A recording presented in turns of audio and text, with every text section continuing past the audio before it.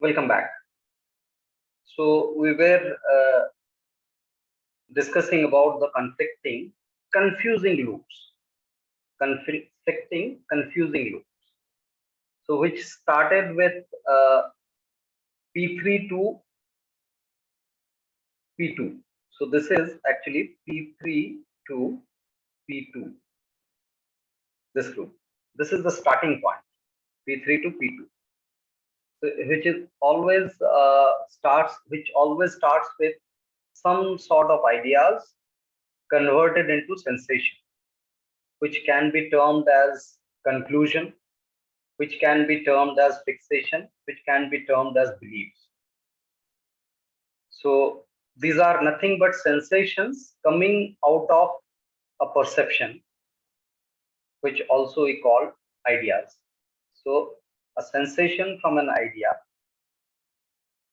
is called conclusion, fixation, or belief. That is the start of the conflicting loop. So then it graduates to a P2 to P3 loops, this one, this loop, 1, then 2. Now, from this state of being, when individual is depleted with an ideated sensational loop, that time if someone is going to act, try and comprehend this particular number 3 now, which is an action from sensation. The connection between P2 to P1.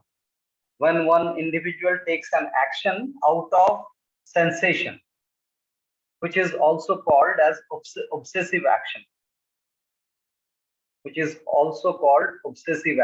this 3, the arrow 3, which is going from P3 to P1.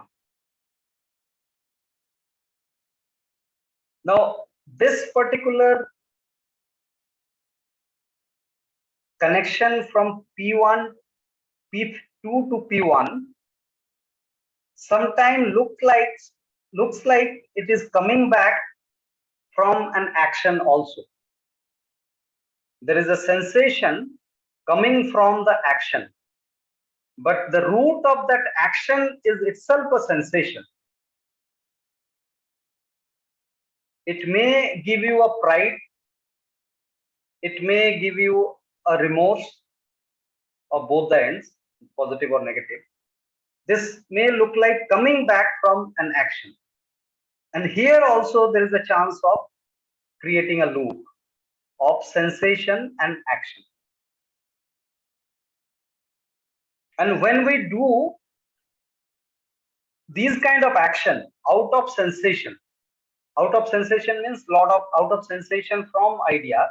So that means a lot of conclusion before the action has occurred. We make conclusions about that action, that this is going to be a great action, or this will be a negative action, and all those stuff. So that means we try and bring lot of justifications about the action, which is nothing but P1 to P3 connection. You see the reverse loop, P1 to P3. When we give justification of an action, so justification is basically bringing some idea about the action,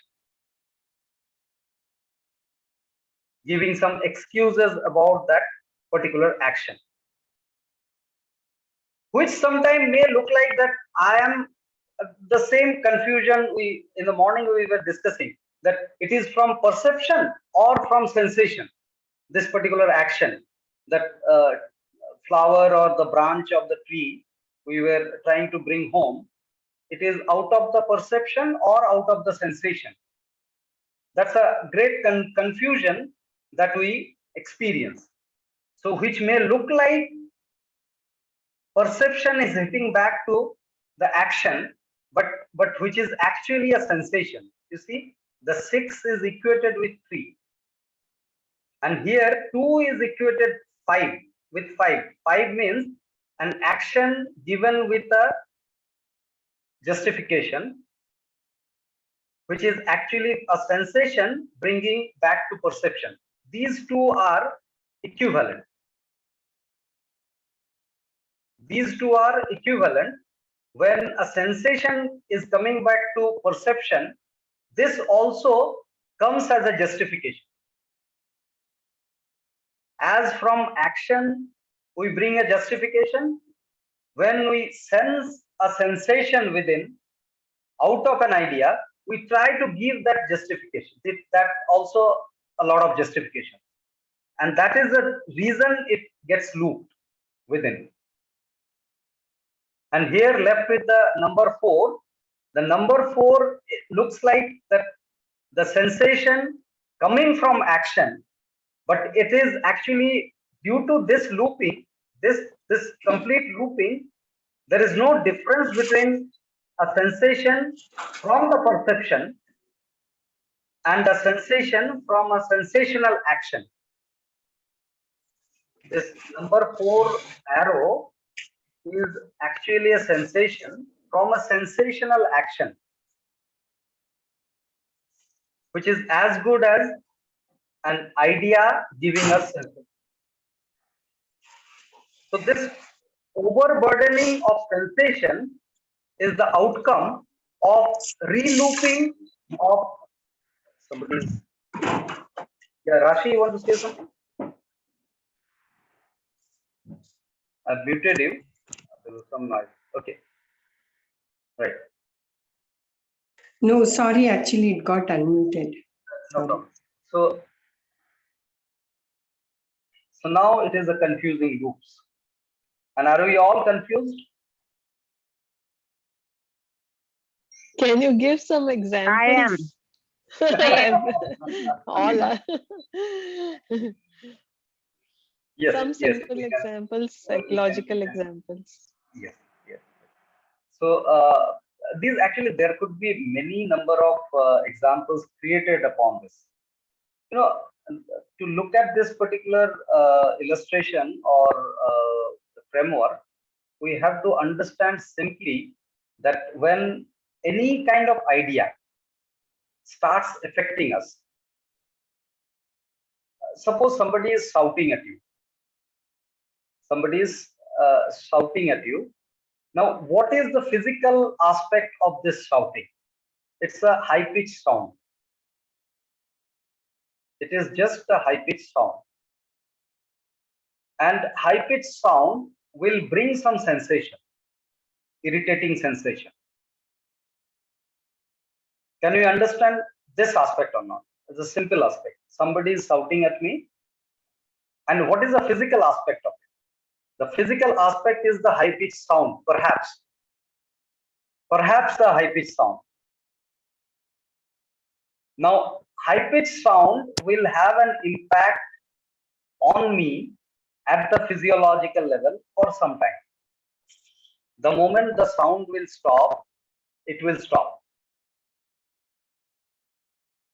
So if it is just a physical sound, then it doesn't have an impact which is unending.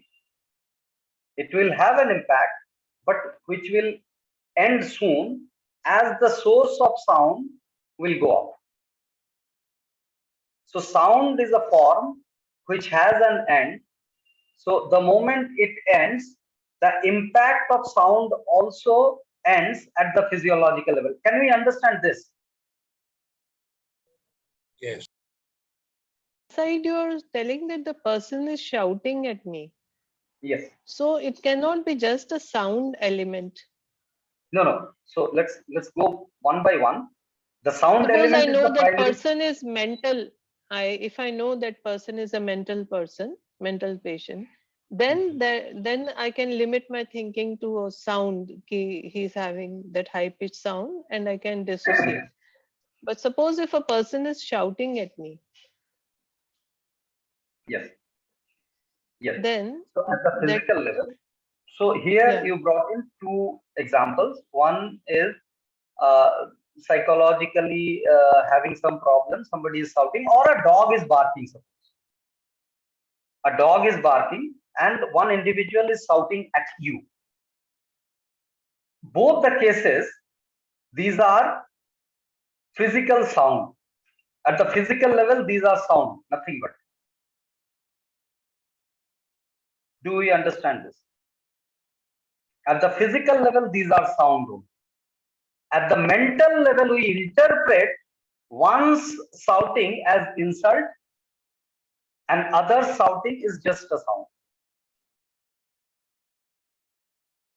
Are you able to comprehend this one?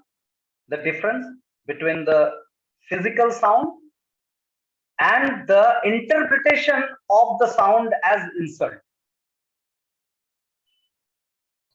And this interpretation of that sound as insult is nothing but this looping. This looping. Whatsoever reason I may give, it is an ideated conclusion that I am making, and converting that sound, the interpretation of the sound becomes an insult.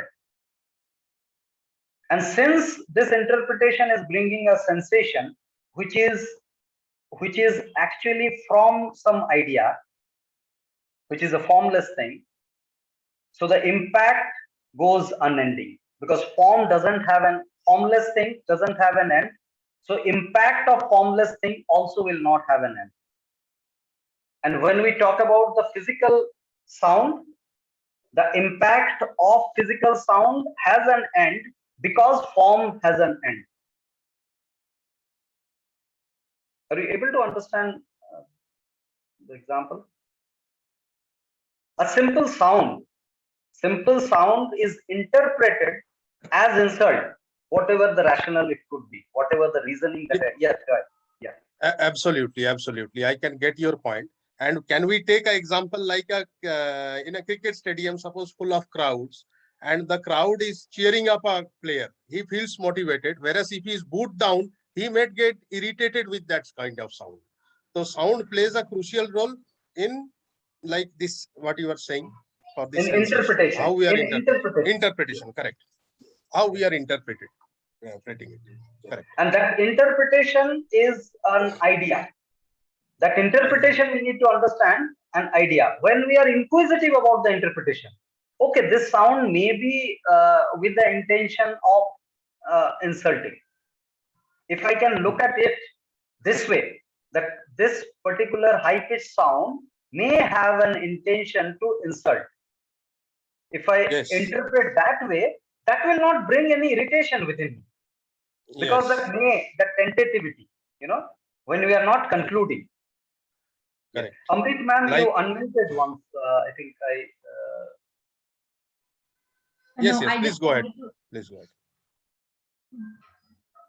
No, I was just, you had said, do you agree with me? At that time, I had wanted to say yes and all, but I'm also trying to understand what you're trying to explain to us actually. My only query is that when the dog is barking, that's a sound. And when somebody is shouting at us, that is also a sound. And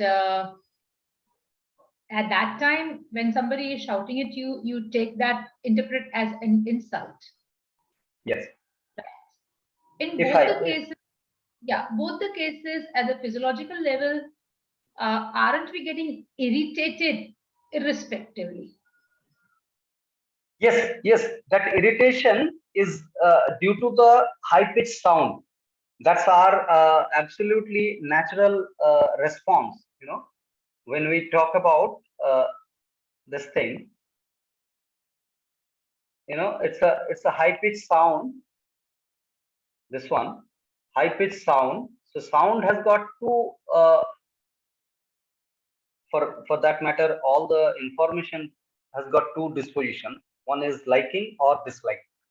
When we like a sound, we accept it. We don't bother. And when that goes beyond the pitch, decibel count is also there. So when it goes beyond certain decibel, it pitches it hurts the aerodrum. So it irritates. So definitely there will be an irritation. Definitely, there will be an irritation, as you said, that a high-pitched sound will irritate us. That's for sure. But that irritation will stay for a short period.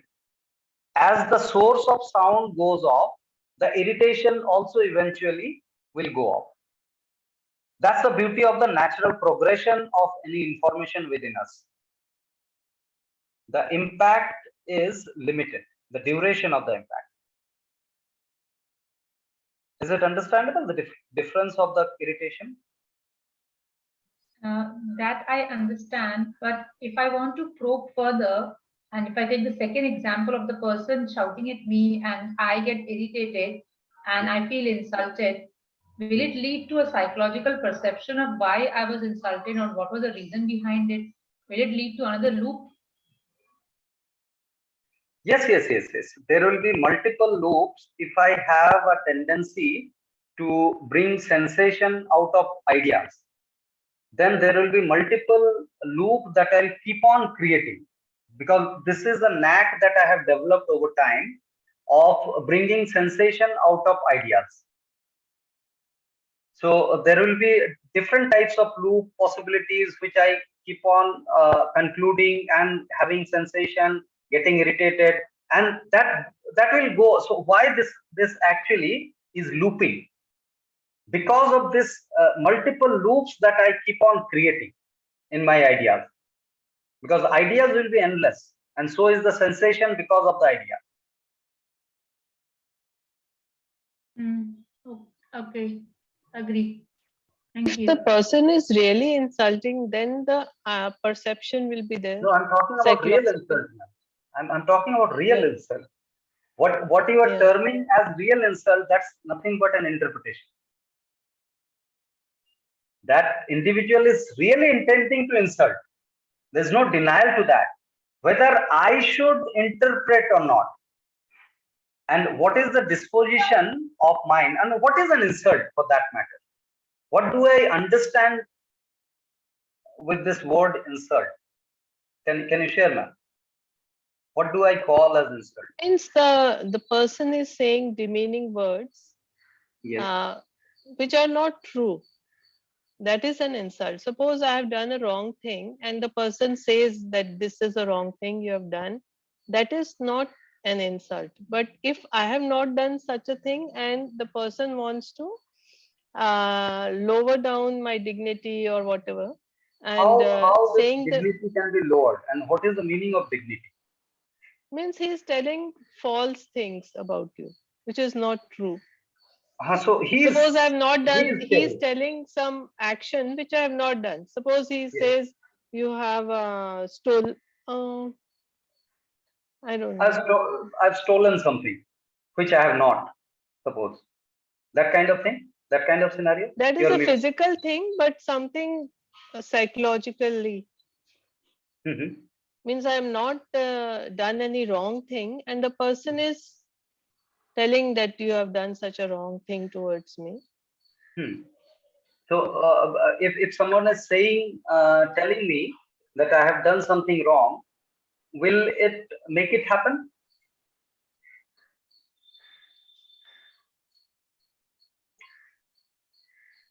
It will it wouldn't. Make it happen? It wouldn't. It doesn't.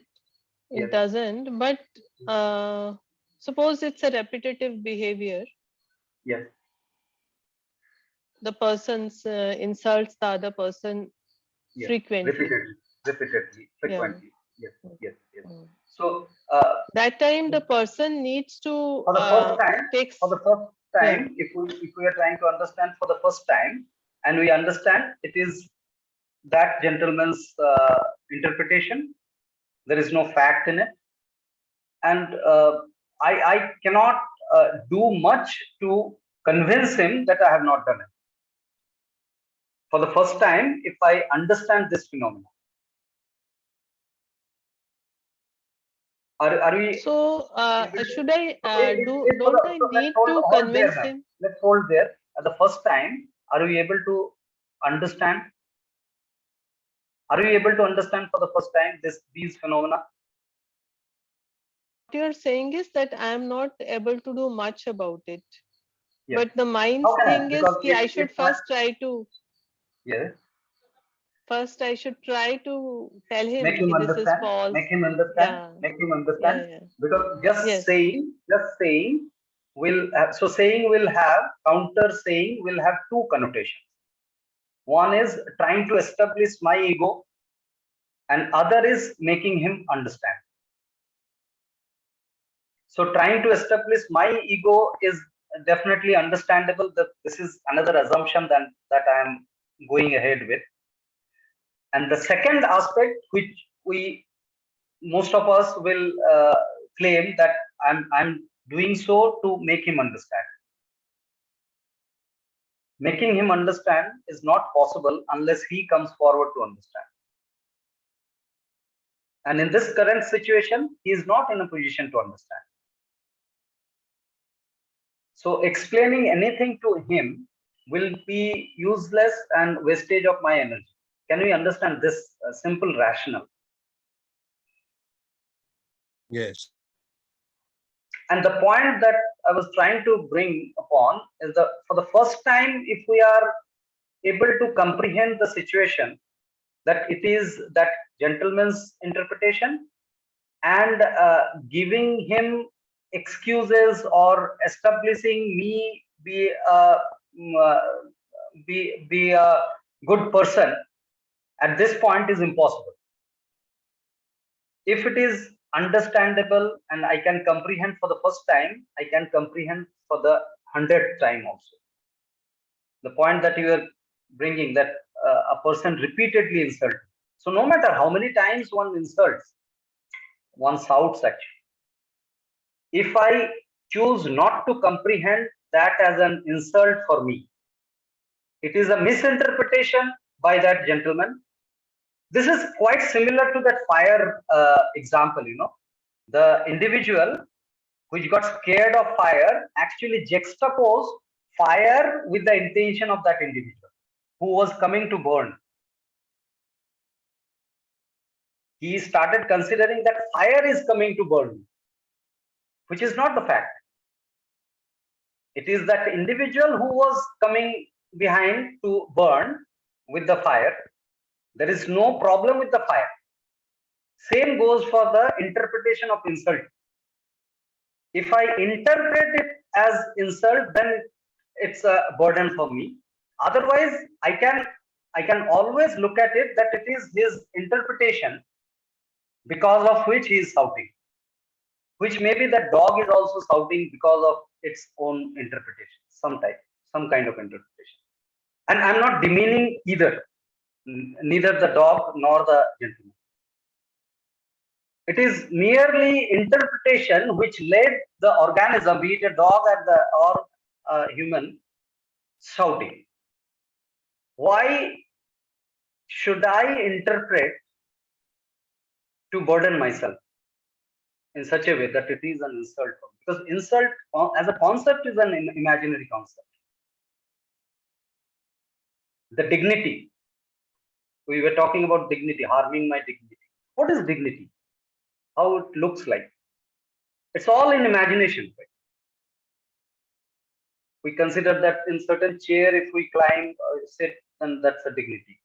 Or whatsoever. We talked about Mercedes. We may talk about different things, considering that as a dignity, and which is all in perceptory domain, in ideation.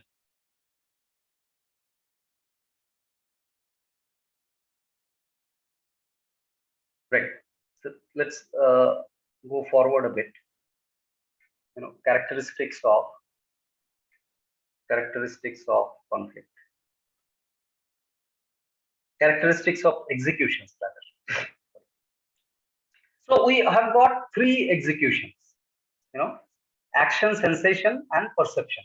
Action, sensation, and perception. So let's try and bring some kind of understanding about types of action that we take up, types of action that we take up, type of sensation that we sense, and type of perceptions that we perceive. So types of action, types of sensations, types of perception. Now, in all the three executions, there are two types, primary and secondary. So let's try and understand what is called primary action and what is called secondary action. Primary action is the action which emerges naturally or from dynamic inquisitive perception. Inquisitive perception means there is no conclusions about the outcome of action. There is an inquiry about the outcome of action. There is no confirmation about the outcome of action. That with this action, this is going to happen for sure. This kind of conclusion is not there. When an action is driven with those kind of framework, one is it just emerged out without any planning, or with the tentative planning, but without a confirmation or conclusion about the outcome. That is what is the dynamic inquisitive perception. And what is the secondary action? The action planned out of ideated sensation, when I meticulously plan some action with a proposed outcome, proposed concluded outcome, which may get met, may not get met. That doesn't matter. But it starts with a depleting loop of ideated sensation. We talked about the negative emotion and positive emotion, where we have many negative emotions and outcome as a lot of actions, secondary actions. Shivering out of fear or running away out of fear. So running away is an action, but it is driven by ideated sensation. Or running or walking over the fire. Secondary action, because it is driven by the ideated sensation. Similarly, primary sensations and secondary sensations. Primary sensations are from primary actions. When an action is coming out of a dynamic perception or emerged out, that will have some impact in our sensation. Surely. But it will end by itself. It will not be unending. And the sensation is the primary area of depleting the energy. Sensation depletes the energy most. If I am having sensation which ends by itself, then I am relieved and I conserve a lot of energy. So if my sensations are driven by primary actions only, then I am not burdened with sensation. Now coming to the secondary sensation. Sensations from ideas, concluded perception. Ideas, what are ideas? Ideas are nothing but concluded perception, which doesn't end by itself unless inquired. When we inquire an idea, it is dissolved. When we inquired an idea, with question, the ideas get dissolved.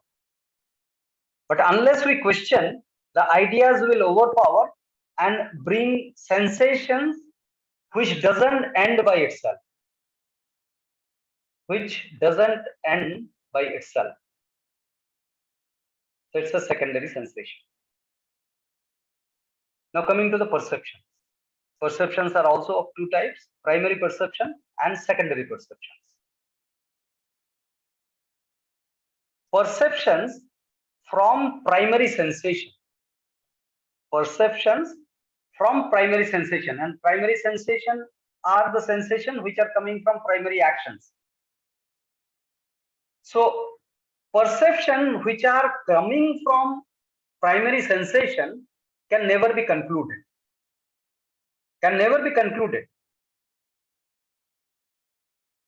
Because it has at its end and the impact also will be inquisitive about the next outcome of action. So that way, this primary perception will be a dynamic perception.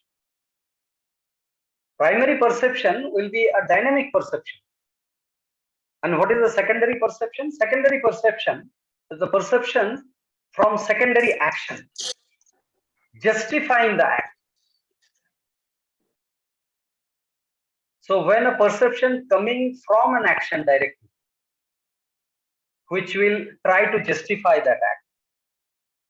After the action is taken up, it doesn't need any justification rationally. If we think that I have to justify my action, then definitely it's a sensational action. Sensational action means a secondary action that I have acted upon, and I need to justify it.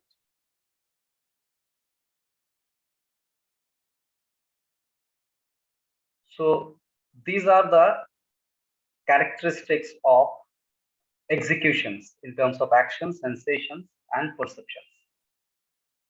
We have around 3 minutes in this session.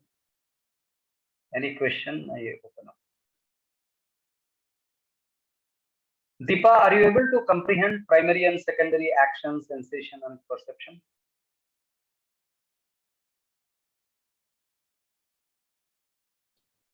Yeah. Does it make sense? Any question? Yes, Any yes. reflection? I don't know. No, I'm a bit drowsy. Okay, you're drowsy. So I think we have discussed about this primary action and secondary action ones. Yes, yes. So this is some addition to there in terms of sensation and perception. Yes. Anyone who unmuted? Beenal wants to say. Recently, I had justified one of my actions. Yes. So would that necessarily be an ideated one? Why? How do I- Why did you have to justify the action? I didn't want the other person to misunderstand, or I wanted to elaborate where my action was coming from. Was it asked for, or you just imagined and asking? I was sensing that the other person was taking it differently. So I thought I would justify myself. And you So are I want to, very much convinced that justifying it will change the understanding. Are you? it would at least help me put myself in a position where I would be able to clarify my viewpoint. That clarification can be a morphed clarification also. It can be considered as a morphed clarification. If it was Could be. not So I'm not sure. No, if it was could be. not asked for, if it was not asked for, then your clarification could be considered as upfront a morphed clarification just for the sake of it. I'm just asking this question to you. Yeah, it could be. So I'm also asking myself, because now that this secondary perception came into thing, I think we have less than a minute. We can continue this discussion, Yes. but Let's it made rejoin. me revisit. Yes. Yes. Revisit it, because any kind of justification, if we are up to give, then definitely there is some idea playing. So let's find out the idea. Sure.